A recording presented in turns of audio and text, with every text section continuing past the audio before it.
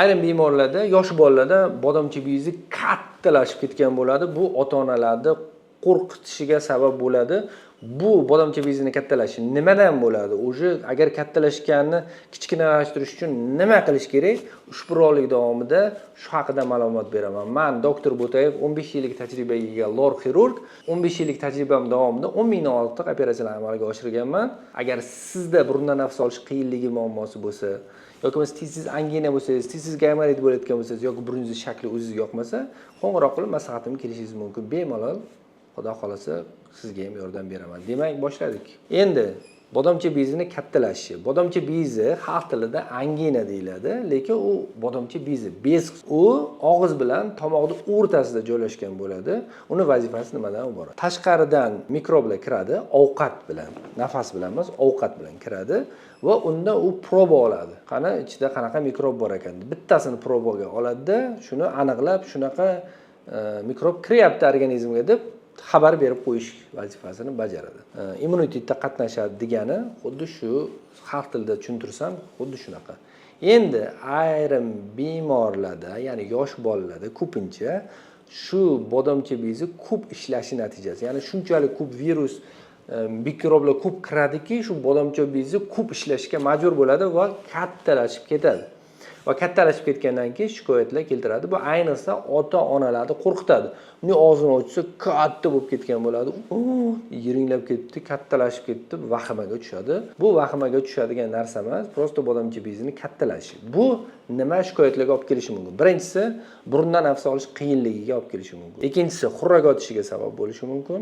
Uchinchisi, ovqat yeyishiga xalaqit berishi mumkin, talaffuzga xalaqit berishi mumkin va ishtahani pasayishiga olib kelishi mumkin. Qanaqa olib kelishini endi tushuntiraman. Nafas olishga qiyinligiga qanaqa olib kelishi mumkin? O'ylashingiz mumkin, u bodomcha bezi tomoqda bo'lsa, u nafas olish burundan bo'lsa, qanaqa aloqasi bor deyishingiz mumkin. Burundan nafas olingandan keyin burun oldingi tomondan orqaga o'tadi, nasoglotkaga va nasoglotka orqali pastga og'iz orqali o'tib ketadi. Endi bodomcha bezi og'izda katta bo'lib tursa, yotgan vaqtda u o'zini massasi bilan osilib tushadi tomoqqa va halqumning orqa devorini berkitib qo'yadi va nafas olishga ham xalaqit beradi. Endi xurrak otishiga qanaqa sabab bo'lishi mumkin? Xurrak otishiga bodomcha bezi yumshoq, ikkita yumshoq tanglaydi, ikkita dushkasi bor, ikkita mushagini, yutunishda qatnashuvchi mushagini orasida joylashadi. Juda ham katta to'qima, gipertrofik to'qima joylashgandan keyin uni harakatiga va mushaklarning ishlashiga xalaqit beradi va shuning hisobiga xurrakka sabab bo'lishi mumkin. Endi talaffuzga, ishtahaga qanaqa ta'sir qilishi mumkin? Bodomcha bezi juda ham katta bo'lgan bemorlarda u yutunishga qiynaladi, yaxshi yutolmaydi ovqatlarni, juda ham qiynalib yutadi va shuning hisobiga ishtaha pasayadi va ayrim bemorlarda bu ishtahani pasayishiga ham olib keladi. Talaffuzning buzilishi degani manqalik bo'ladi, ya'ni burni bilan gapirib qoladi. Bunga ham ta'siri bo'ladi. Endi bodomcha bezi kattalashsa nima qilinadi? Bodomcha bezi bu shamollashga bog'liq emas. Bu любой vaqtda bolangiz agar bodomcha bezi katta bo'lsa, ochib qarasangiz, u katta bo'lib turaveradi. Endi katta bo'lsa nima qilinadi? Bu katta bo'lsa, agar yuqoridagi men aytgan shikoyatlar bo'ladigan bo'lsa yoki shu yuqoridagi shikoyatlarning bittasi ham bo'ladigan bo'lsa, bu operatsiya yo'li bilan davolanadi. Ya'ni bodomcha bezi bir qismi olib tashlanadi. Ya'ni tanzilotomiya operatsiyasi amalga oshiriladi. Endi sizda savol tug'ilishi mumkin. Bu bodomcha bezining o'zini vazifasi bor-u, olib tashlasa nima bo'ladi? Bu yo'q, bu operatsiyada to'liq olib tashlanmaydi, uni bir qismi olib tashlanadi.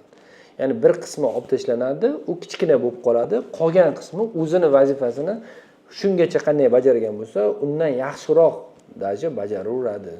Buni funksiyasiga umuman ta'sir qilmaydi. Ya'ni chunki bir qismini olyapmiz, qolgan qismi o'zini vazifasini bajaraveradi. Ko'pchilik odamlar tanzilektomiya bilan tanzilotomiyani farqiga adashtirishadi. Buni keyingi rolikda albatta aytib o'taman farqini ikkalasini. Bunda tanzilotomiya qilinadi. Ya'ni bir qismi olinadi, qolgan qismi o'zini vazifasini bajaradi.